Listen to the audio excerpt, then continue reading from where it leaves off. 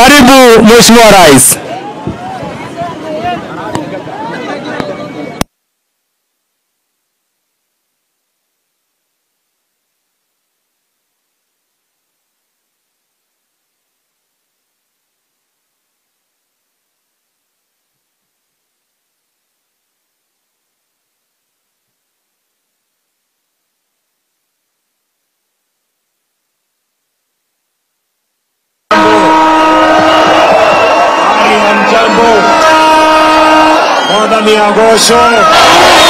Bwana Yesu asifiwe. Hebu mnisalimie hivi hewani nione watu wa Githunguri na watu wa Lare. Basi watu wa Kiambu, kwanza mimi nimefika hapa leo kwa sababu ya mambo ya maendeleo ya Kiambu County, na mimi nataka tukubaliane na nyinyi. Hiyo loudspeaker haifanyi wewe. Kuna mtu hapo ni mtu bure kabisa. Ndio. Mimi nimefika hapa leo kwa sababu ya mambo ya maendeleo ya Kiambu. Na mimi nataka tukubaliane jameni. Watu wa Kiambu, si namna hiyo? Si hata Biblia inasema iko siku ya kila kitu. Leo hatujakuja hapa siasa. Leo tumekuja hapa nini? Tumekuja hapa maendeleo. Na mimi nataka niwaombe, na niwaombe hata ndugu zangu viongozi wa Kiambu, tafadhali ndugu zangu, kuna wakati wa siasa tutakuja kufanya siasa. Leo wacha tuongee maneno ya wananchi hawa, mambo ya maendeleo ya Kiambu County. Ndio. Ama mnasemaje? Siku na kisiku ya kila kitu. Leo mimi nimekuja hapa kwa sababu tulikubaliana na nyinyi mambo matatu ya muhimu. Ya kwanza, tulikubaliana tujenge mambo ya barabara Kiambu County. Si ni kweli? Na hapa tuko na barabara nyingi ambazo zinaendelea. Na nimekuja hapa na PS wangu wa mambo ya barabara Bwana Mbogwa. Na nataka tukubaliane, wiki hii tumetoa pesa shilingi bilioni 3.6 ya Kiambu County. Sikizeni watu wa Kiambu. Sawa sawa. Pale nyuma tulikuwa na matatizo ya uchumi. Tumetengeneza mambo ya uchumi, tumerekebisha mambo ya uchumi. Ile dola ilikuwa 165, sasa imeteremka chini, iko 128, 129. Ile inflation ilikuwa 9.6, sasa imekuja 3.5. Sasa uchumi ya Kenya iko imara. Na kwa sababu uchumi ya Kenya sasa iko imara, sasa tumetafuta pesa na tumepata pesa ya kuendesha barabara zetu, kwa sababu barabara ni ya muhimu. Ni muhimu kwa mambo ya kilimo, tunatumia kusafirisha mazao yetu. Ni muhimu kwa sababu ya biashara, tunatumia kuendesha biashara yetu. Ni kweli ama si kweli? Na sasa kwa sababu pesa imepatikana na Mbogwa yuko hapa ambaye ni PS wangu, na tumekubaliana ya kwamba hiyo 3.6 billion pesa ya serikali tumetoa kwa Kiambu County. Ile barabara zote zilikuwa zimekwama, sasa tuzikwamue na tuzijenge, tuikamilishe. Nasikizeni watu wa Kiambu. Nasikizeni watu wa Kiambu. Mbali na 3.6 billion tunatoa this week, vile vile tuko na bilioni ingine 6 ambayo tunataka kutumia for the next 8 months. Hizi barabara zetu zote ambazo tulianzisha hapa ya Mau Roads, zile za ZDB, zile barabara zingine tumekubaliana na viongozi wenu, kwa sababu tukimaliza hizo barabara ahadi yetu kwenu itakuwa imetimia. Tumekubaliana jameni? Simuliniambia mnataka barabara zijengwe? Simuliniambia nitafute pesa ya kujenga barabara? Kama pesa ya kujenga barabara imepatikana, iko ugomvi tena? Si tuendelee na kujenga barabara? Jambo la pili, mliniambia vile vile bado tuko na nyumba chache ambayo haijafikiwa na stima. Tumekubaliana? Sasa tuko na pesa ya stima, na mimi nimekuja hapa na PS wangu wa stima anaitwa Alex Wachira, yuko hapa. Huyu Alex Wachira, hiyo milioni 500 tumetoa ya Kiambu, sambaza kwa manyumba ya hawa watu. Kama kuna mtu ambaye hana stima, tuweke stima kwa manyumba yao. Neguo. Jambo la tatu, tulikubaliana Kiambu hii ni kaunti ya biashara na kilimo. Ni kweli ama si kweli? Na mkaniambia ya kwamba tujenge masoko. Sasa hapa Kiambu tuko na soko 18 zinajengwa Kiambu County. Na tunataka kukubaliana na nyinyi, hizo soko zote ni kwa sababu soko inatusaidia kwa mambo ya kilimo. Mkulima akiwa shambani anataka mazao yake mahali ya kuuza pale sokoni. Na pia wale wanafanya biashara sokoni, kina mama mboga na wale wengine, pia wanataka mahali pazuri wanafanya biashara yao, mahali kuna maji, kuna usafi, kuna stima, kuna storage, kuna mambo yale cold room. Ndio tuhakikisha kwamba mazao yetu ambayo inatoka shambani inafika sokoni, haiharibiki. Tuhakikisha kwamba wafanya biashara wanaweka pesa kwa mfuko, na nyinyi kama wananchi wakulima pia mnapata haki yenu kupitia kwa kilimo. Watu wa Kiambu tumeelewana? Mnasema tuendelee na hiyo soko tujenge? Hizo zote 18 tujenge? Tujenge hizo masoko? Si tulikubaliana mama mboga atafanya mahali biashara, mahali kuna usafi jameni? Si tuendelee na hiyo kazi?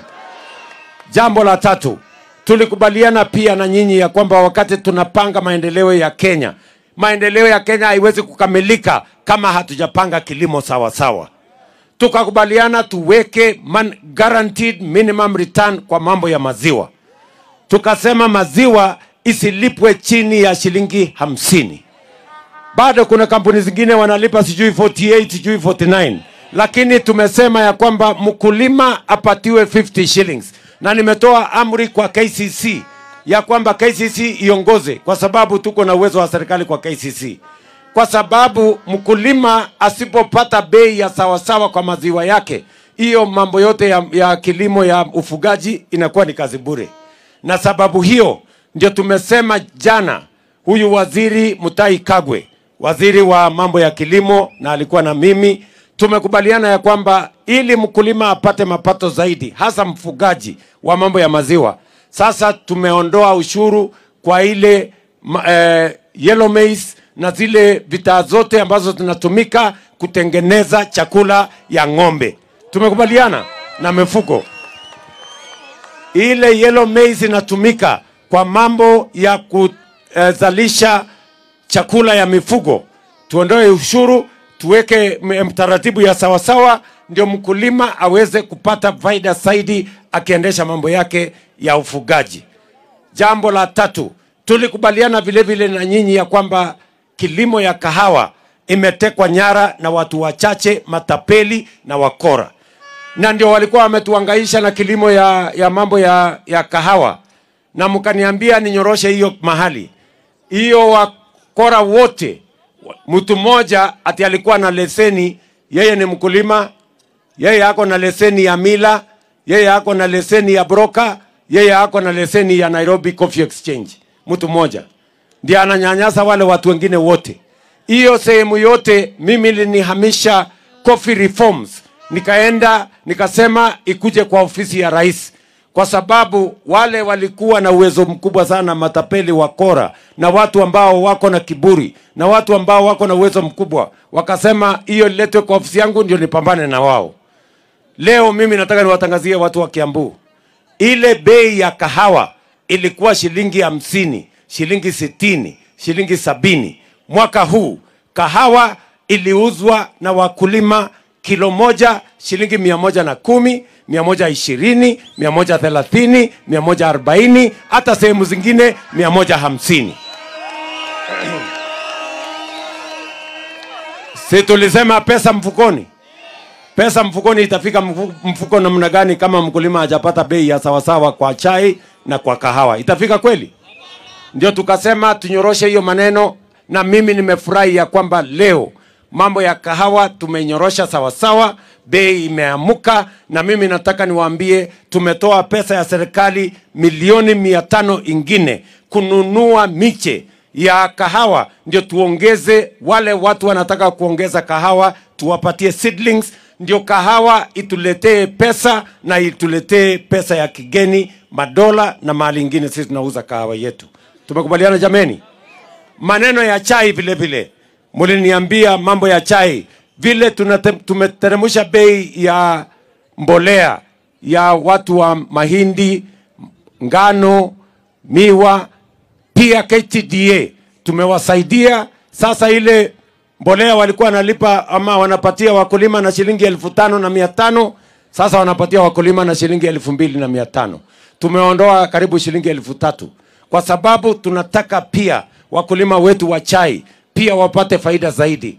Na maajabu, Mungu ametujalia, tumepata mvua, mbolea mmepata, mapato yetu ya chai imeongezeka ya kitaifa kutoka 170 billion mwaka hiyo ingine, mwaka huu imefika 215 billion.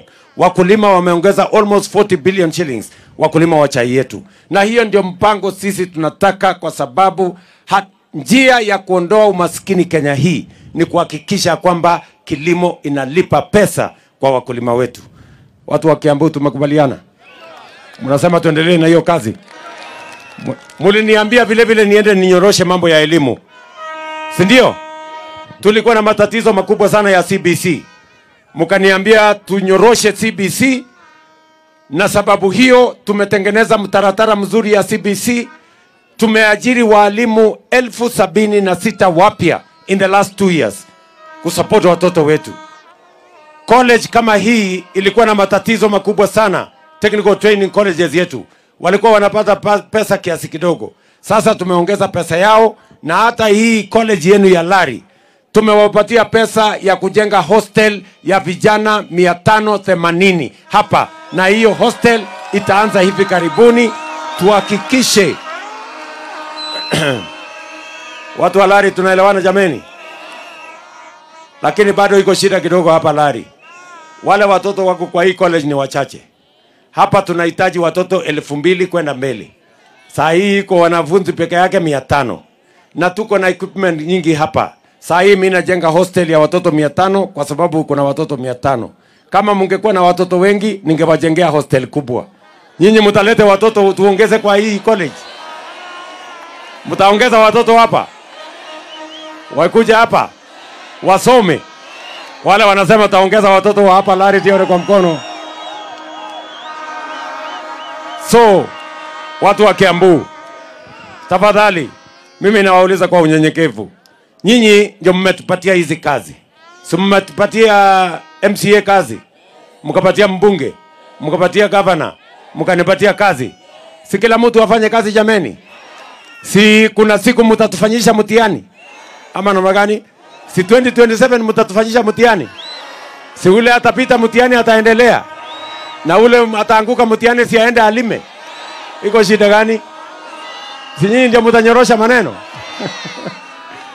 So, sikizeni, hakuna haja ya kugombana, hakuna haja ya kusumbua wananchi na fujo, hakuna haja ya kusumbua wananchi na vita na fitina. Wacha kila mtu afanye kazi ile alipewa. Mulinipatia elimu, mimi ninyoroshe. Mulinipatia kilimo, nitengeneze. Mulinipatia kuunganisha stima, nifanye. Mulinipatia ya barabara, nifanye. Si ndio? 2027 si mtanifanyisha mtihani? Nikipita si nitaendelea?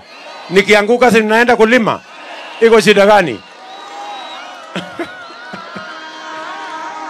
ama mnasemaje Kiambu? Tuko pamoja? Hakuna problem. Kwa hivyo hakuna haja ya kusumbua wananchi na fujo. Wachani fitina. Na mimi nataka niwaeleze ndugu zangu watu wa Kiambu. Tunataka tushirikiane. Kenya hii ni yetu sisi zote. Mungu mwenyewe ndiye amepanga tuwe na jamii zote zilizoko Kenya. Na mimi kama kiongozi wa taifa hii, kwa kura zenu na kwa mapenzi ya Mungu, nimesema nitaunganisha watu wote wa Kenya, kutoka jamii zote, kutoka dini zote, kutoka kaunti zote na sehemu zote za Kenya, kwa sababu umoja ni nguvu. Tukitengana tunakuwa wadhaifu jameni. Watu wa Kiambu mimi nawauliza, mnasema tuungane ama tutengane? Mnasema niunganishe hii Kenya? Watu wote, jamii zote, kutoka pande zote na kaunti zote, kwa sababu mmoja ni nguvu. Ndio tutembee pamoja. Hebu nione wala anasema tuungane, tuungane, tuungane. Basi. Hiyo ndio maneno mimi niko naye. Sawa sawa jameni. Na mimi nataka niwaulize hawa ndugu zangu. Sawa sawa. Mimi nawauliza viongozi wa Kiambu County. Tafadhali, wacheni vita, wacheni kupigana, wacheni kusumbuana. Kila mtu afanye kazi. Hawa wananchi si wajinga, wanajua nani amefanya kazi, nani hajafanya, na watajua vile watafanya. Ama mnasemaje watu wa Kiambu? Iko haja ya kupigiana makelele? Iko haja ya kuleta vita kwa mikutano? Iko haja ya kuleta makelele kwa viongozi? Si nyinyi wote mlituchagua? Si kila mtu mmempatia kazi? Si afanye? Si mtihani mtatufanyisha? Mwenye anazembea anakwenda nyumbani na ule ama namna gani Kiambu? Tuko pamoja? Tuunganishe wananchi, tuweke kazi pamoja, tushirikiane, tujenge makanisa, tujenge barabara, weke stima, tusomeshe watoto. Hiyo ndio kazi ya muhimu Kenya hii jameni. Watu wa Kiambu, tafadhali mimi nawauliza. Neguo kana tiguo? Tumeelewana? Kwa hivyo tutembee pamoja. Mnasema tuungane, tuache fujo, tuache fitina, tuache kusumbuana. Bas, yule mtu wako na masikio amesikia. Ama namna gani jameni Kiambu? Hapo kabisa. Bas, wacha nimuite rafiki yangu Deputy President of the Republic of Kenya, Professor.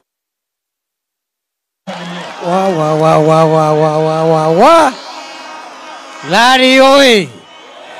Lari oi! Kiambu oi! Andũ aitũ mũrĩega? Mũrĩega rĩngĩ? Nĩ mũkenete? Mũrĩ o kuo? Kwana atĩa? Nĩ mũkenete nĩ ũndũ wa gũcera kwa mũnene wa bũrũri gũkũ gwitũ? Njoniai na guoko marĩa maranyita ũgeni Rais William Ruto gũkũ.